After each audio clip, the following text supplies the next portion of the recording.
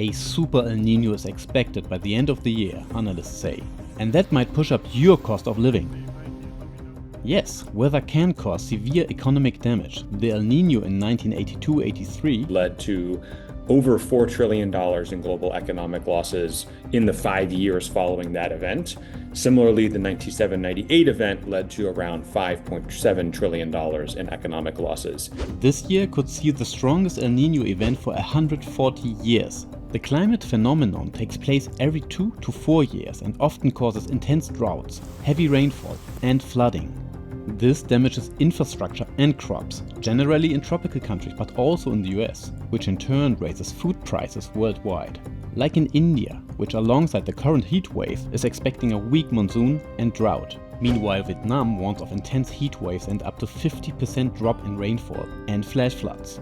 So water has become an issue for many regions. El Nino can dry out crucial waterways, with a wide-ranging impact. In 2024, when the weather phenomenon hit Panama, low water levels meant that just a fraction of ships were able to cross the canal. This cost millions of dollars in damage and slowed global trade. That's not all.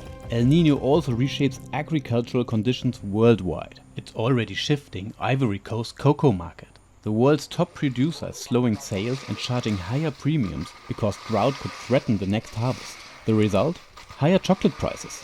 Across the ocean, Peru too is seeing warning signs of El Nino. One of the ways that Peru specifically is affected is these fisheries that depend on this nutrient-rich water that gets upwelled from the deeper Pacific Ocean. Those get shut down during El Nino events, and so there are major economic consequences, at least in that region. The true impact of El Nino on world economies won't be visible immediately.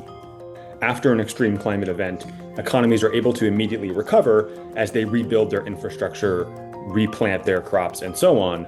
Or there might be this longer-term slowdown and a lack of recovery. And we showed that there was this lack of recovery, at least in the 5 to 10 years following these events. El Nino's impact isn't new, and there are ways for governments to prepare.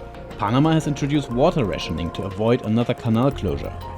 Bangladesh has invested in scientific research and warning systems which make a huge difference. They've gone from hundreds of thousands of people dying in an individual storm event to only tens. But is the rest of the world ready for a super El Nino?